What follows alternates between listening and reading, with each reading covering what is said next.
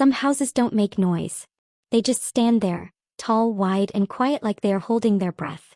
In Asaba there was one house like that. It was at the end of a smooth road where rich people lived.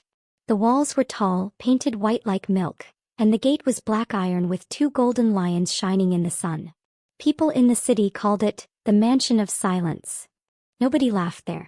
Nobody cooked with firewood that made smoke. Nobody sang or played loud music. It was always clean. Too quiet. And the man who lived inside was even stranger than the house. His name was Caleb Morgan. He was the kind of man everyone in the city knew, even if they had never met him. He was very rich. He had lands, hotels, shops, and houses. His name was on billboards on the side of buses and in newspapers. But he never appeared on TV, never went to parties, and never gave interviews. If you saw him once, you would never forget him. Caleb was handsome, tall, and always dressed like someone from a movie. His beard was always sharp. His eyes looked like they could see everything. His skin was clean and his shoes always looked brand new. People respected him. People feared him too. Because there were secrets, big secrets. And those secrets began with his wives. Over the past 5 years, Caleb had married 6 different women. Each woman came from a poor background. Each one was young and beautiful. Each one was loved by her village and praised for her good character. And each one died during pregnancy, inside Caleb's mansion. People would hear that the new wife had died. They would hear that Caleb buried her in the backyard, alone. Then silence. No one asked questions. Not even the families. Why? Because before anyone could ask, Caleb would send money. Lots of it. To the girl's parents. To her church. Even to her friends. He would pay for a new roof for the family house. A deep well. A motorcycle for the brother. A full fridge. Clothes. A TV. And all of them would say, "It is well." But behind their eyes was something else. Fear. Because something was wrong and everyone knew it, but no one wanted to say it out loud. The people who lived near the mansion said strange things. That every night, Caleb walked into one room and stayed there for hours. That no one was allowed to clean that room, not even the housekeeper. That sometimes, candles were burning inside when it was not even Nipa that failed. Some said they heard whispers. Some said they saw shadows moving inside the compound.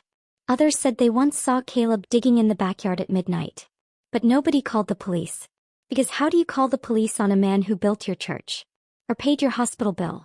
Or gave your brother a job? Caleb was like a king. And in the city of Asaba, you don't challenge kings. You greet them. You smile. You clap when they pass. And you pretend not to notice that every wife dies the same way. The last wife before everything changed was Angela. She was just 19.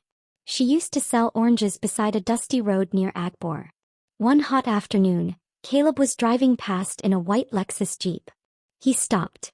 He looked at her. And something about her made him smile. 3 weeks later he sent his driver to the village. He brought bags of rice, onions, 5 live chickens, 1 cow and an envelope with N1 million in it. Then he spoke to her parents. "I want to marry your daughter," he said. They couldn't believe it.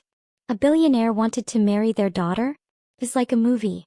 Angela's mother asked only one thing. "Will you treat her like a queen?" Caleb nodded slowly. "She will live like no other girl in this land." He was not lying. Angela's wedding gown cost more than the entire village earned in a year. The wedding was small but rich. The food was plenty. The drinks never finished. And there was a music band that played all the trending gospel songs. People danced. People praised God. People said, "Angela has entered her destiny." But they didn't know that Angela had entered her grave. Because 3 months after she got pregnant she was dead. Just like the others. No hospital. No doctor. No second opinion. Caleb said, "She slipped in the bathroom." He buried her in the backyard. Nobody was invited. The coffin was gold. The priest was paid. And Angela's mother received a new grinding machine the same day. The story died. Just like the other 5. But then something strange happened. A radio presenter in Asaba said something that made people sit up. She said, "How many young women must die before someone tells the truth?" The next week she lost her job. Her radio show was cancelled. The station claimed it was budget cuts. But people whispered, "She talked too much." Caleb heard her. And that was the end. Until one day, The seventh girl came to Asaba. And her name was Nina. Nina was 24. She was a graduate. She studied theater arts. But she had a special gift. Makeup. She could make a tired face look like it slept 10 hours. She could draw the perfect brows. And blend like a pro. Nina lived in a small apartment with 2 other girls who were also struggling. They didn't have much. But they shared everything: rice, eggs, and gossip. One afternoon, Nina was doing makeup for a bride-to-be at a studio in J when Caleb Morgan walked in. He wanted a simple touch-up for a private event. He said, "Who is the best person here?" The boss pointed at Nina. Caleb walked over, smiled, and sat down in her chair. "Be gentle," he said. "My skin is expensive." Nina laughed nervously. She didn't even know who he was. He just focused on the job. When she finished, Caleb looked into the mirror, then looked at her. "What's your name?" "Nina." "Thank you, Nina." He stood up, shook her hand, and left. The next day she received N150000 as "thank you." She nearly fainted. Her boss told her, "That's Caleb Morgan. You've touched destiny." But Nina wasn't so sure. Something about him felt cold, like a sweet perfume covering something rotten. She told her roommates and they screamed in excitement. Then she got a text, "I enjoyed our chat. Dinner." Nina didn't reply. Then came the second message, "No pressure. Just good food and safe company." She still didn't reply. But on the third day a delivery came to her house. It was a box filled with perfume, makeup kits, and a phone worth N800,000. Her roommates screamed. Her neighbors clapped. "Accept him. God is blessing you." And just like that, Nina started saying yes. Over the next 2 weeks, Caleb sent her breakfast every morning. He never touched her. Never kissed her. Never even asked to enter her apartment. He just smiled. Listen. And said things like, "I see peace in your eyes." She started falling for him. And when he asked to meet her family, she said yes. They traveled to her hometown near Delta North. Caleb brought gifts that made the whole village gather. Rice, clothes, money. Even the head of the local youth group got a generator. And when he asked for Nina's hand in marriage, her father said, "Yes, with both hands." Her mother was worried. "This man is too perfect," she whispered. But her father replied, "What's wrong with perfect? Isn't that what we pray for?" 3 weeks later, Nina became Mrs. Nina Morgan. And 3 days after the wedding, he took her to the house with the golden gate. And as the iron gate closed behind her, Nina smiled. But her heart whispered something very soft. So soft even she didn't hear it clearly.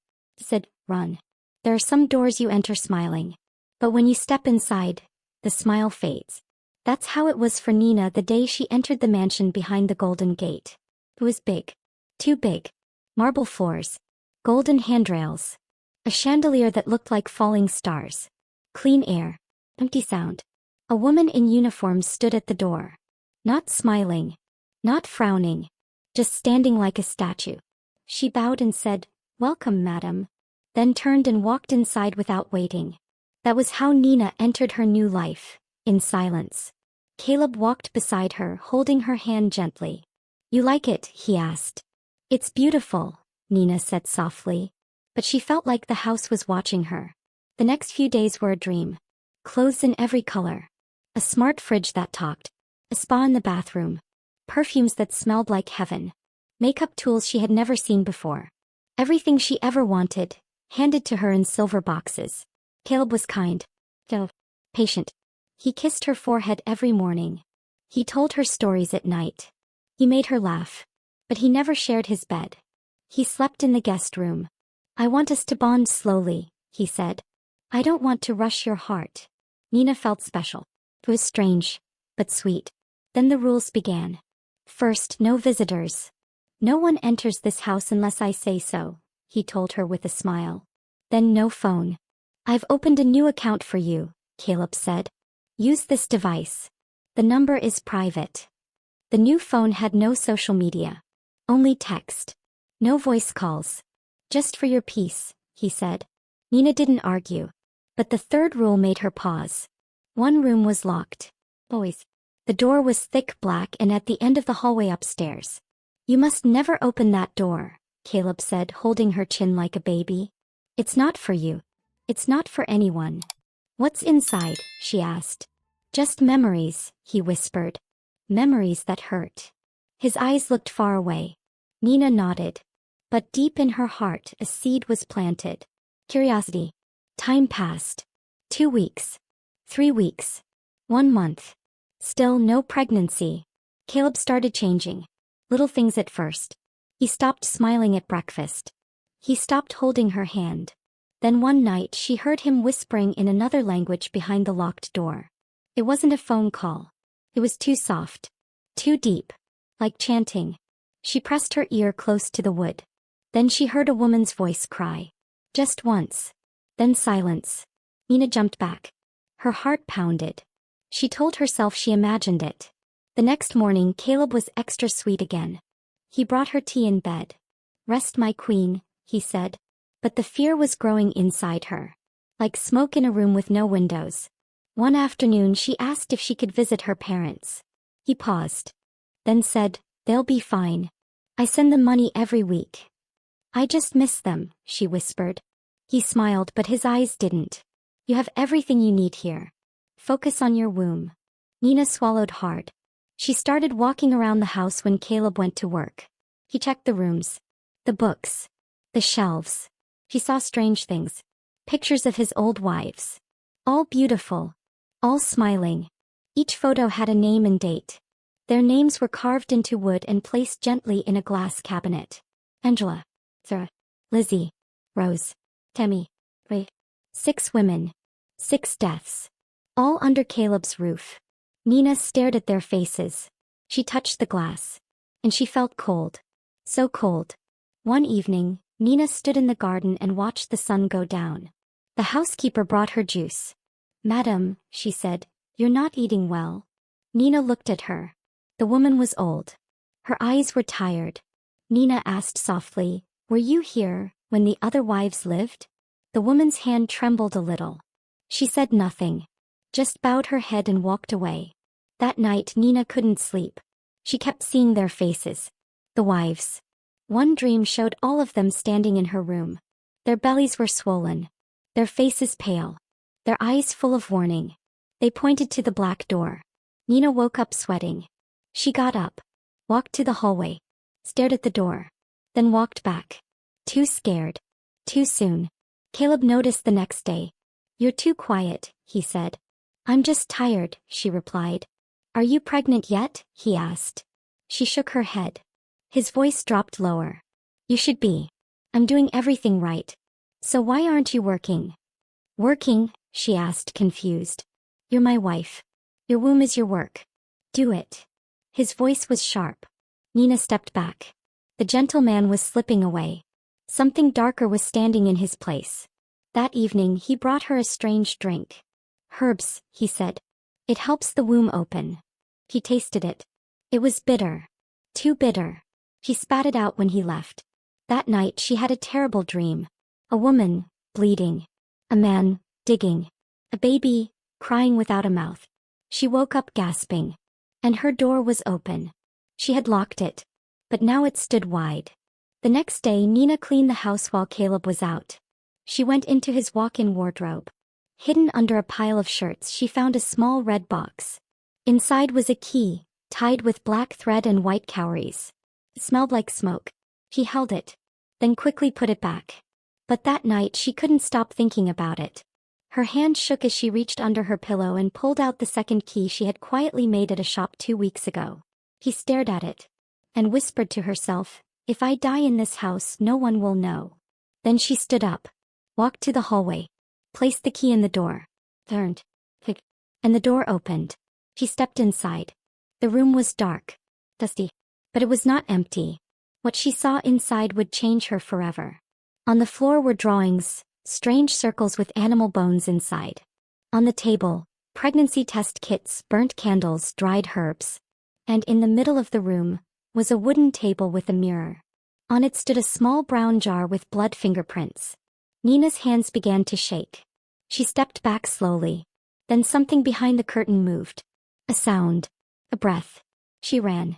She didn't wait. She dropped the key and ran out of the room. Down the stairs. Through the kitchen. to the back door. But it was locked.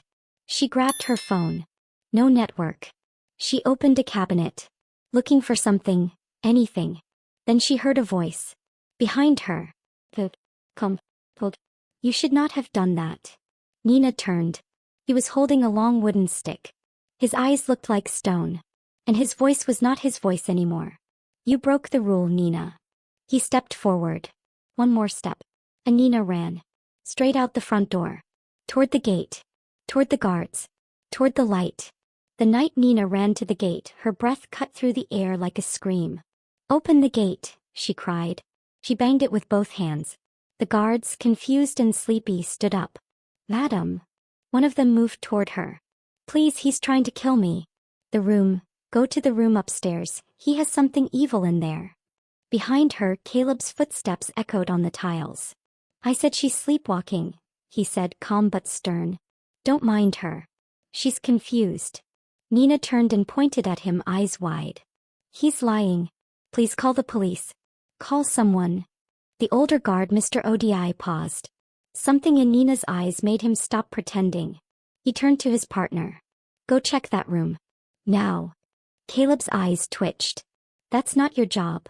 But it was too late. The younger guard had taken off running toward the house. Stop him, Caleb whispered. The older guard raised his hand. You move, I shoot. Caleb froze. And that was when everything began to fall apart. Upstairs, the young guard opened the black door. He stepped in slowly. What he saw made him stop breathing for a full minute. He turned around and threw up. Then he called Mr. Odi on the radio. Sir, we need police here now. Nina sank to the floor. Tears ran down her face like rain. But for the first time in months, she felt safe. The police came in less than an hour. They arrested Caleb immediately. He didn't fight. He didn't shout. He didn't ask questions. He just said, I did what I had to do. They put him in the back seat of a black SUV and drove away. But that was just the beginning. The officers searched the room with gloves and flashlights. What they found was beyond evil. In the locked room were 6 empty coffins wrapped in black cloth, stacked neatly in a corner. Each coffin had a name etched in silver. Angela. Lizzie. Tammy. Sarah. Rose. All the names Nina had seen in the house. They also found bowls filled with dried blood, baby clothes soaked in oil, and photographs of each woman during her pregnancy. Each photo had a red circle drawn over the belly. On the wall was a calendar with markings beside full moons. A note read, 6 wombs, 60 years. One more. Then peace. On a shelf was a book, a thick brown journal. Inside were notes written in Caleb's handwriting. Ritual entries. Descriptions of herbs, chants, dates. One page said, the sacrifice must be made before the 7th month or the spirit will turn on the bearer. Another said, the child must never be born. The womb must bleed. Then the years are added. And finally, I didn't choose this. I was forced. But now I know, this is the only way to live forever. The police chief, a man who had seen many crimes, sat on the floor and wept. It was not a case anymore. It was a curse. The next day, the story exploded across Nigeria. A Saba billionaire arrested for killing wives in ritual. The blood inside the mansion. Young woman escapes ritual death. TV stations showed clips of Nina. She didn't speak at first. She was tired. Too tired. But when she did speak, the world listened. My name is Nina Morgan. And I married a killer. She told everything. How he approached her. The mansion. The forbidden door. The drink. The pressure to get pregnant. The locked phone. The lonely nights. And the night she finally saw the truth. Women cried while watching the video. Fathers hugged their daughters tighter. Mothers whispered, God forbid. Girls started sharing their stories online. And across the country the saying grew. Not all gold comes from God. Meanwhile, Caleb sat in prison. At first he was silent. Then he began speaking strange languages. He laughed for hours. Then cried. Then slept without waking for 2 days. The prison doctor checked him. Nothing wrong. But the guard said he talked in his sleep. He whispered names. Names of the dead wives. He begged them. Then screamed. Then said, I kept my part. I did what you asked. On the 7th day his stomach swelled. Like he was 9 months pregnant. His eyes turned blood red. His skin began to break. He vomited black water. Then he died. No one touched him. No one entered the cell. No autopsy. The doctor looked and said, "This is not natural." His body was burned by the state. Ashes only. Nothing else. Back in Asaba, Nina tried to heal. She couldn't eat much. She barely slept. Her parents came and took her to a small house outside the city. She went to church. Then counseling. Then silence. Some days she stared at the sky and asked, "Why me?" One night she dreamt of the 6 women. They stood in a garden holding hands. They smiled at her. One reached out and touched her forehead. "You are free now," she said. Then they disappeared like smoke in the wind. Nina woke up crying. Not in pain. In peace. 3 months later she started a foundation. She called it Safe Bloom. It helped girls from poor backgrounds go to school, learn skills, and avoid traps like hers. She spoke at schools. She shared her story. And every year on the day she escaped, she stood at the river and dropped 6 white roses into the water. One for each woman. One for each life cut short. And one for herself. Because part of her had died too. But another part was now alive. The mansion with the golden gate? It was locked. Then sold. But no one stayed long. Every new owner ran out. Some heard crying at night. Some saw women in white walk through the walls. Others said blood poured from the sink every full moon. Eventually the government pulled it down.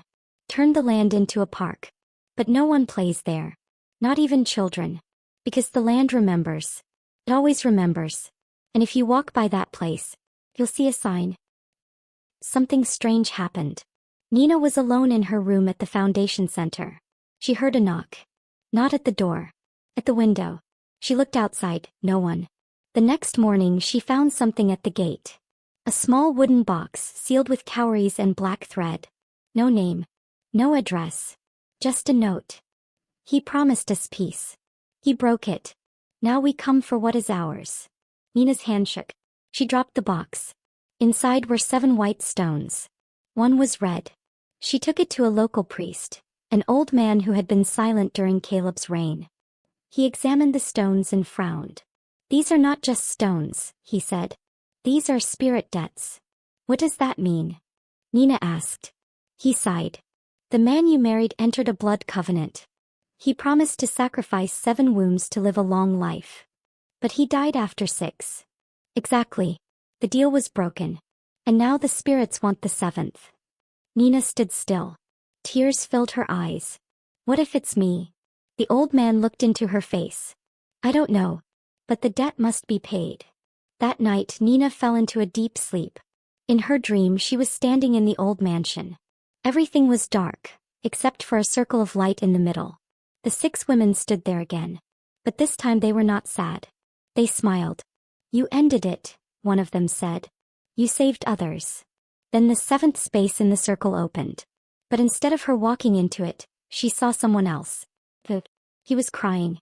He stepped into the circle. And the light turned red. The women placed their hands on his head. And slowly he disappeared. The circle closed. And Nina woke up. Free. The next day the wind in Asaba changed. The trees near the old mansion moved like they were dancing. And then, without warning, rain fell on one side of the city. Only one side. People said it was just nature. But those who had been watching closely knew. The curse had lifted. The spirits had collected what was theirs. And now the ground could breathe again. Nina held a memorial at Safe Bloom. She wore a black gown and lit 6 candles. Then she lit a 7th. "Not for another victim," she said, "but for closure." The girls around her clapped softly. Some held white flowers. They placed them in a circle around the candles. And when the last flower dropped, the lights flickered. Just once. As if the spirits said, "We hear you." The mansion was finally destroyed. Bulldozers came in. They tore down the walls. They crushed the tiles. They dug up the backyard. And under the soil they found small jars buried deep. Inside them, pieces of red cloth, tiny bones, and blackened feathers. The workers screamed. One fainted. But everything was burned. Everything. And the ground was blessed. In place of the mansion, the government built a garden. Not just any garden. A healing garden. There were white benches. tall trees, and a small fountain in the center with 6 white statues, each of a woman holding her belly with a peaceful smile. The 7th statue stood apart. It was Nina. Eyes looking to the sky. Hand raised like a torch. At the base of the statue it read, "She ran. She survived. She spoke. And under that, never trade your daughter for comfort." Nina never moved away. She stayed in Asaba. People offered her jobs in Lagos, Abuja, even London. She smiled and said no. "This is where the story started," she said. "This is where it will finish." She grew older, wiser, respected. And even though she never remarried, she became a mother to hundreds of girls. Some went on to become doctors, some artists, some teachers, some just found peace. All of them carried one name in their hearts, Nina. On her 40th birthday, the girls surprised her. They decorated the training hall with pink flowers and glowing lights. They cooked jollof rice and grilled fish. They danced. Then one by one, each girl stepped forward and whispered something into her ear. "Thank you for saving my life. Because of you I said no. You are my light." Nina wept. Tears rolled down her face. Not from pain, but from joy. And that night, as she sat alone by the window, she whispered into the wind. "Angela, Lizzie, Sarah, Temmie, Rose, Rachel. I didn't forget. I never will." And the wind whispered back, soft, gentle, like a lullaby. "We know. If you have not subscribed to my channel, you might not hear my voice again, but if you are, then you are growing every day. Check my page for more interesting stories. Thanks for watching.